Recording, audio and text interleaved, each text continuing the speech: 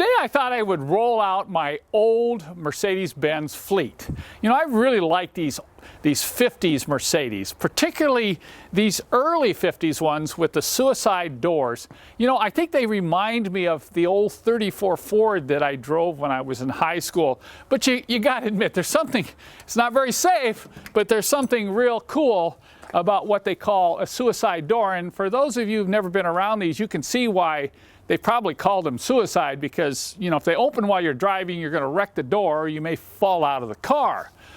So these two cars right here are both 1953 models. And those two cars over there are both 1959 models. Now, I didn't plan it that way. That's just the way it happened when I acquired them. But there was quite a change between these early bodies and what were later called the ponton models. These cars here were bodies built on frames with pre-war design.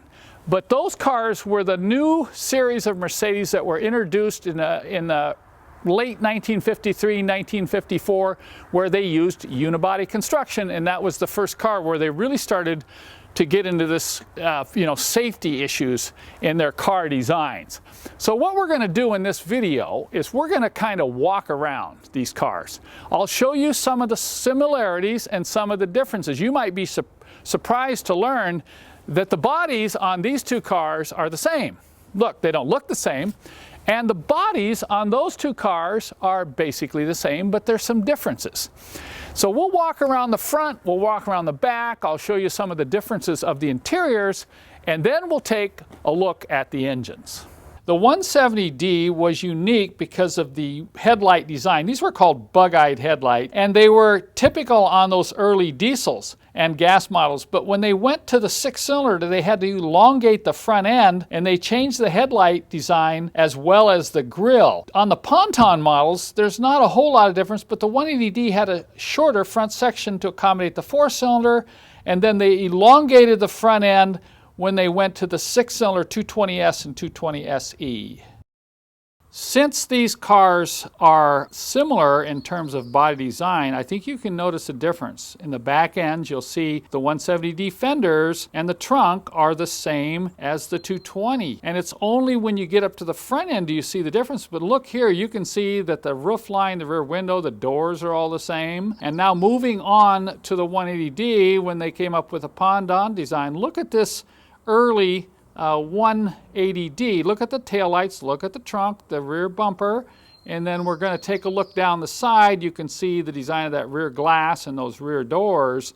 And you'll notice when we move over to the 220SE here that the taillights are the same, the bumper's slightly different. You got a few enhancements on the chrome plating, but moving up to the side, you'll see that once again that rear window and those door designs are the same. Since the bodies on the 170D and the 220 are identical, the interiors are almost exactly the same. You'll note here in the dash in the 170D, look at that early style instrumentation and some of the switching. And then look at this one has, originally came with leather, which was very unusual in the 170D, but the front seats have been reupholstered, but the rest of the interior is all original. And now moving on to the 220, you can see that the dash is very difficult to tell from the 170D. There's difference in the switching because the 220 is a six-cylinder gasoline car, but the interior in this was fabric. And it's all original too, but you can see it needs quite a bit of help. And then the interiors in the 180D ponton and the 220SE are also almost identical in terms of the seating positions and the seat designs, because once again, those bodies were the same from the firewall aft. But notice the difference in the instrumentation. The 180D had more simple instruments, and this car has original factory fabric interior, which is in excellent condition.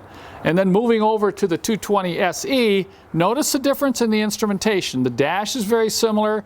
The interior layout is almost identical to the 180D, but there are some refinements because this was the S-Class. This was one of the first S-Classes produced by Mercedes-Benz.